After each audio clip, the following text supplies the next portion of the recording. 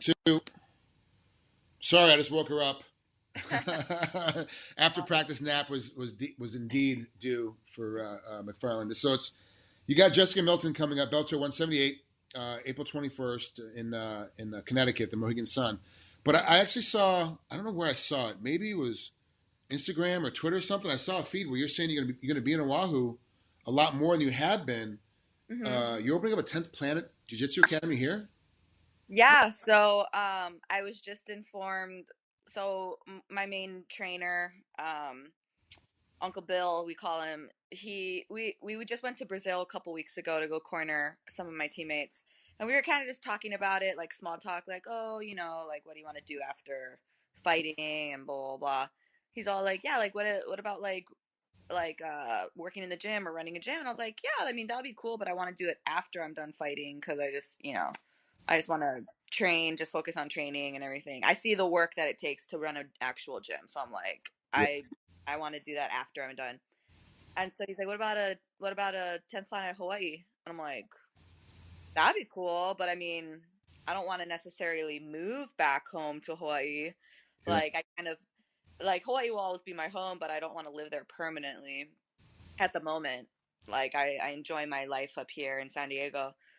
And he's like, well, you wouldn't have to move back there. You could just like kind of go back and forth. And I was like, oh, but this was like all super small talk. And then when we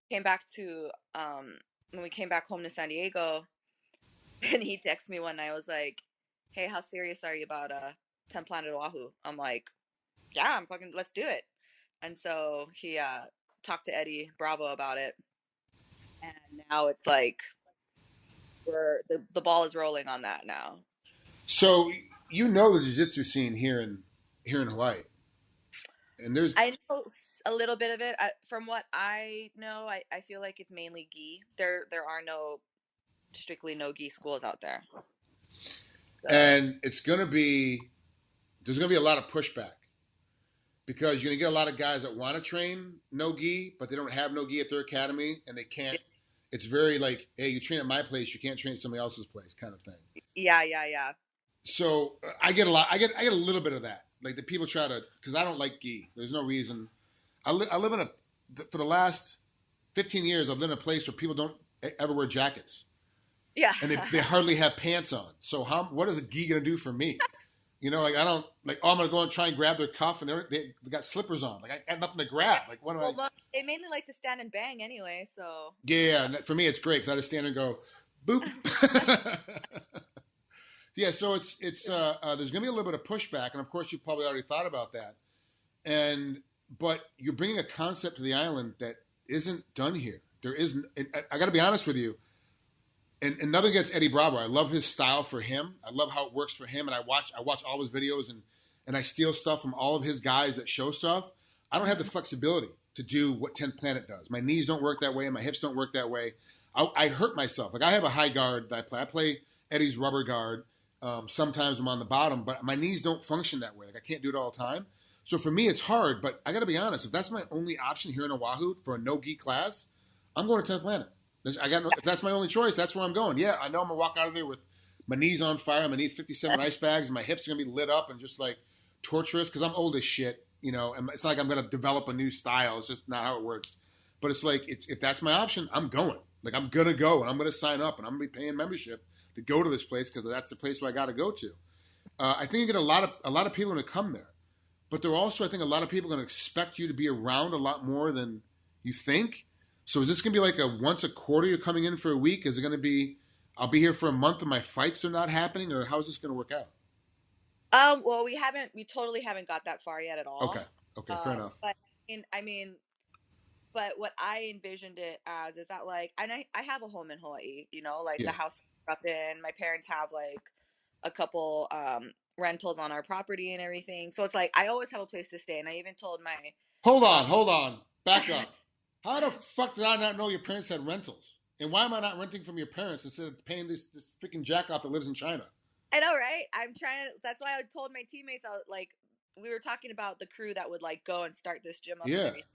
And I was like, you guys, we would have a place to stay. And it's like right in town. It's right in Uanu. So, and I would assume that's where we would try to look for a location for the gym. Yeah. Like, in town, yeah. Hold on, where is it?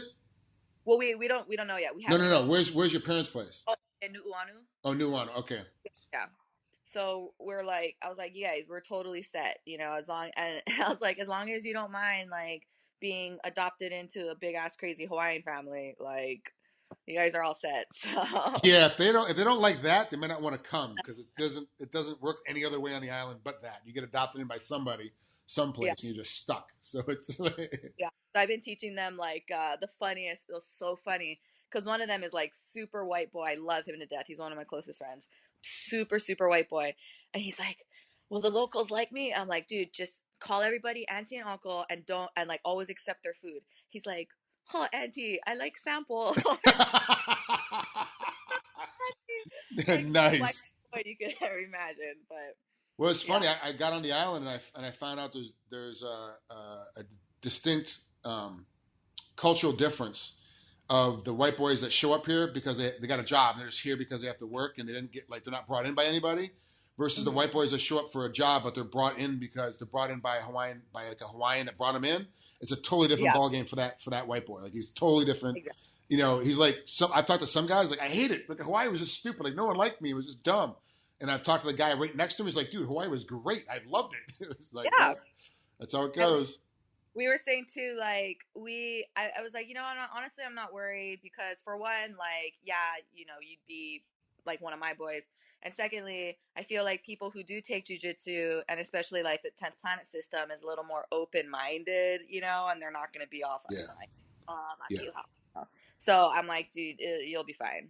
But again, this is all like super early. Like, I just found out, like, literally this week that, like, we got the go ahead to do it. So I'm like, oh shit, like, this is really Cool. happening.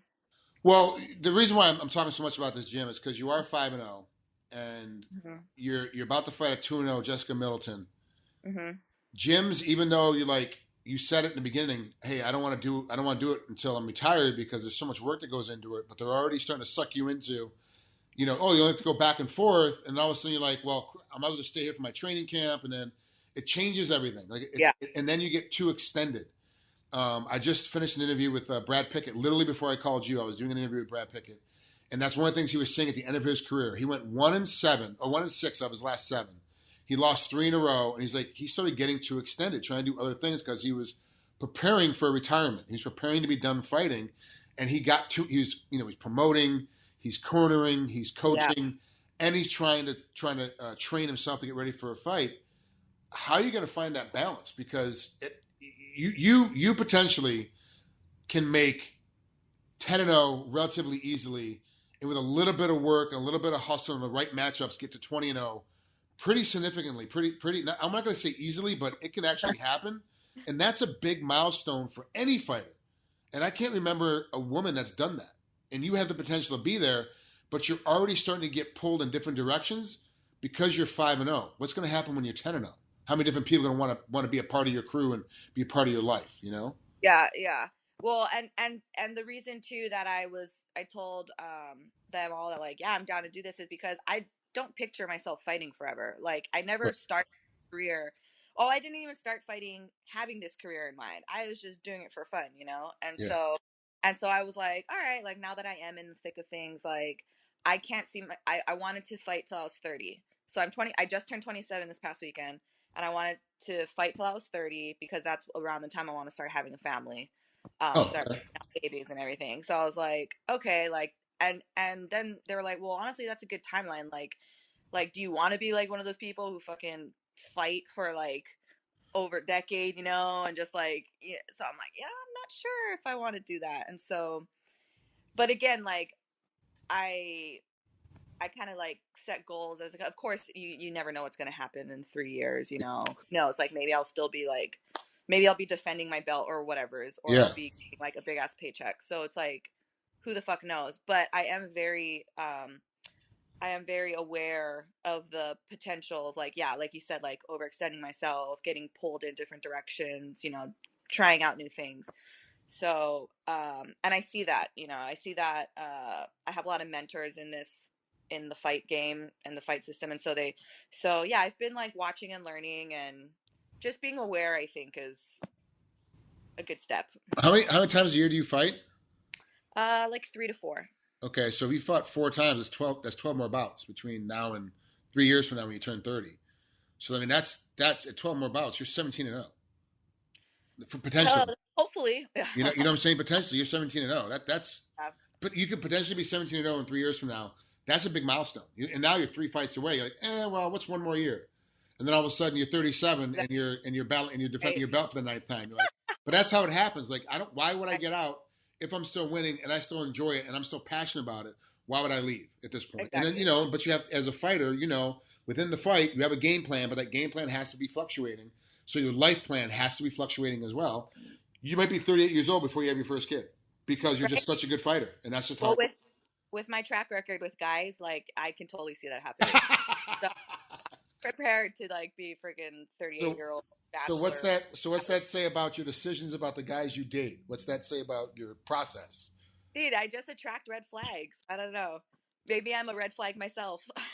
I don't see you being a red flag, but I do see you having that nurturing. Don't worry, I can make him be a little bit different if he hangs out with me kind of attitude.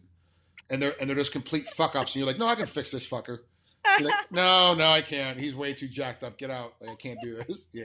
So we have a theory that like basically I attract guys who think that they're alpha, and then they meet me and I turn out to be more alpha than them. Yeah. And then so they like start freaking out, and then they do something that they think is going to be really alpha and it's just stupid.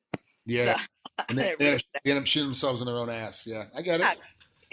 Yeah, I totally understand it. It's got to be tough. And it's funny that I have these conversations with most of female fighters, and that's the general consensus with the female fighters that are good. Now, there's a couple of female fighters I've talked to that aren't very good, and they don't have that problem. But the good ones, because you're dealing with a stereotype, you're dealing with men are your main training partners, you're dealing with men as most of your coaches, like you're in a male-dominated society, a male-dominated sport, and it's like, I got to be kind of alpha. I have to be over top alpha as a female because I'm getting alpha by men all day long. Yeah. So the guy you're dating, it's like, dude, stop. Like, you got nothing. I'm going to go get punched in the face by a guy twice your size in about 20 minutes. Like, shut up. Like, you got nothing on me. So I totally get it. I totally understand it. Yeah. Mm-hmm. You got to find like a race car driver, like a professional race car driver or a professional football player. That's Oh, dude, I did that already. You didn't hear? No, I don't get into that hole. Well, I was with an NFL player for like 6 years. He was like my most serious relationship that I had. Like we were pretty much on the verge of getting married, and then that kind of went to shit. And it was actually because we started having problems when I started fighting. So yeah, he was used to having a non-alpha female or an alpha female that wasn't like aggressive in the house, and then also now you're a fighter. He's got to compete. Like that's tough to compete with. Yeah. So I don't know if I can do the professional athlete anymore. I don't know. No. I need a guy who's an alpha in his own right, in his own like thing. Yeah, so like an attorney or a doctor. Or, yeah, maybe. Yeah, separate. A sugar daddy. What? No. Yeah. So let's talk about Jessica Middleton. 5-0. Your 5-0 is a significant 5-0. Her 2-0 is good, but it's not as tough as your. Like, if you look at the quality of fights, you obviously have had more time to get these quality of fights. She just hasn't had that kind of game, but she's still really tough. Mm-hmm. This fight is not a lay down fight for you. It's not like you get to walk in there, throw a couple punches and a kick, and the fight's gonna be over. You're gonna have to work. Yeah. What do you see when you watch tapes on her? Well, I actually remember her even before we signed this fight. I remember watching her because she was kind of like that local fighter that was pretty much supposed to lose to, the hot Brazilian girls that they're trying to promote and everything. And She came in and like destroyed her. So I was like, oh, like she was on my radar, I was like, okay, I remember this chick. And then, but when I watch her tapes and everything, I've never fought someone like her before. Like, physically wise, like she has the longest reach I've gone against. She's like a 70-inch reach. She's the tallest, longest fighter I've had to fight. So, and then on top of that, she's Muay Thai. I don't think any of my other fights have been against Muay Thai girls. So and I think this is good for me too, like just learning how to fight different styles, different body types. Yeah. It's definitely not a lay down. I'm not overlooking her in the least bit at all. Like I know. And she has a freaking viral spinning back fist knockout in her amateur. You know, she Yeah. has a amateur record too. So it's like this girl has experience. Just because she only has 2 pro fights, like she still has a gang of amateur fights. Yeah, I forget how many amateur fights she had, but I want to say it's like I want to say I think she has like 5 or 6 of them amateur Yeah. fights, and then, Yeah. but I'm not positive on that number, so don't quote me if I'm wrong. Yeah. Um, it is she is a Muay Thai girl, but she does understand the ground game and how to Yep. avoid it because of her Muay Thai background. She obviously wants to keep it on her feet. Did you have to change up any of your wrestling game to really force? Because she's going to fight and fight and fight to stay up on her feet to kind of make it easier to take somebody down that really doesn't want to be taken down. Uh-huh. Well, you know, for I don't know why. Well, like so normally I worry a lot about my opponents. I stalk the shit out of them, see what they're doing. Like I watch a lot of tape on them. And this camp, for some reason, I was very like because I finally got to that point as a fighter where I was like, I'm confident in my own game, where I don't need to like necessarily make a game plan like super specific for her, where it's like, oh, watch out for her game. You know, it's like just do my thing, do my own game, and like it'll be fine. So I mean, yeah, really nothing really changed this camp than anything. Like, and my coaches too, they're like, dude, we think you can stand up with her, so whatever you feel comfortable doing, like, go for it. How's your weight right now? Um, I always freak out before. I'm like always freaking out a couple weeks before the weigh-ins, Yeah. but it's always the same. Like I'm on track, but I'm just always freak out. Like I had dreams last night about eating acai and like fish nuggets, which I never eat. I don't know why I was dreaming about that, but it's fine. Like, I was 138 this morning, Okay, so so about what was that 13 over? yeah. So Well, 12 over because you get that pound. So, did you see what they're trying to do with the weight cutting now and stop the weight? You know, have the weight cutting issue. Did you see the new proposal out there by California State Athletic Commission and Eddie no. Foster put out? Okay, it's just a 10-point plan. There's a lot of points into it of how it goes, but the general system of it is you make weight, normal weight time.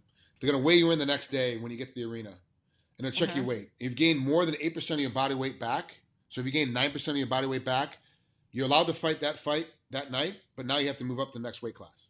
The next time Wow. you fight, you have to get moved up. And when I was competing, I was completely against all these rule changes for weights. And it was like, oh, it's not fair. I'm like, no, it's completely fair because all of us are cutting weight. All of us have to make weight. All of us have to recover by the next night. It's all the same. Then I started reffing and I started realizing these guys really are losing a lot of energy come second and third round. They're really falling apart.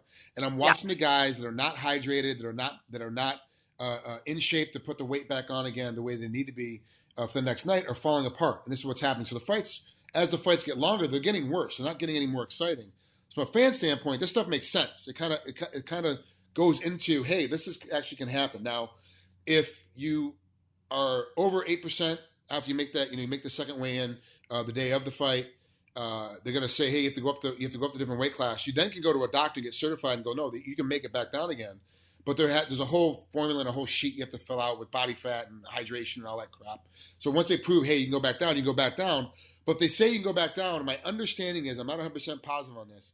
My understanding is if you do it again, a second time, hey, I made 126, but then you're more than 8% over your body weight. A second time, even though you've been certified by a doctor, too bad. Now you got to move up. You got to stay up, and that's it. You got to move up, and Yeah. it's for fighter safety. It puts more water back in the brain. It makes you able to fight longer and fight more significant. But with that, I know you haven't had time to think about it because you just heard about it right now off the top of your head. Mm-hmm. Will that change how you diet and how you work out for a fight? Because now you have to worry about, hey, I can't put on 8%. I can't put on any more than 8% between fights or between Well, weigh-in and day of fight. yeah. Well, this will probably change my answer, but I'm really terrible at math. So what would be 8% of like if I 8 pounds plus another 2 or 3, whatever. So it's like, call it 10 pounds for easy math. Okay, so I would have to be like 135. Yeah. 136.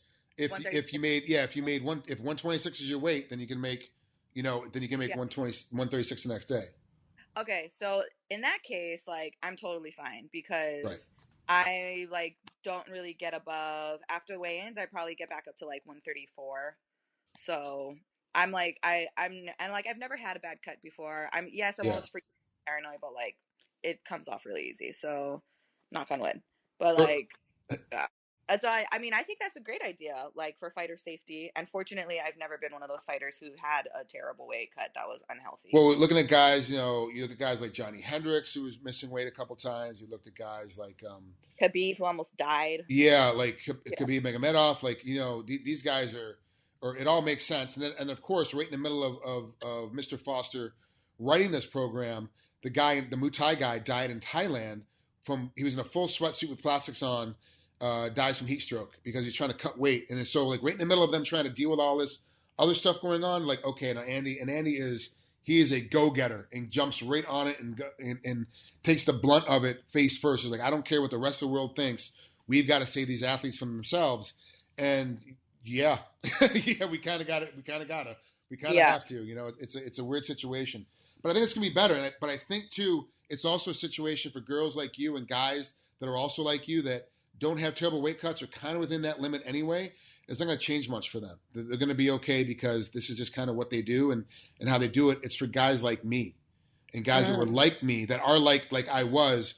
I'd make 170. I walk into the ring at 85, no problem, like easy 85. And that's after working out when I got the arena. Like I'd be down to 85. Like who knows what the hell I was when I walked in? Because back then we didn't have to weigh in. We never checked our weight really. I just kind of would if the scale was biased. My goal was to be 190 when I was walking into the cage. But I'd be 85 because you got to work out and you get nervous and, whatever happens before. So it's just interesting to me how it's going to change the format of the game. But enough of that. One more thing about Jessica. Obviously, neither one of you know how to lose. She's as far as I remember, she's undefeated amateur. You're obviously undefeated in your amateur. You've just got more pro fights than she does, but I think your records are pretty close when you add in the amateur bouts. Is it going to be tough? Do you think it's going to be tough for you to teach her, look, you really need to get out of this fight? Like you're really getting beat up bad. Like you're really going to have to quit now? Or is she going to be, because she doesn't know how to lose, that's going to be so tough it's going to be going all the way to a decision? Dude, and too, I know she's a mom and they got that crazy ass mommy strength. Like straight up Rebecca Ruth was the strongest human being ever, So yeah, I totally have pictured Jessica Middleton like emulating Rebecca Ruth in that sense, that they just like they're beastie.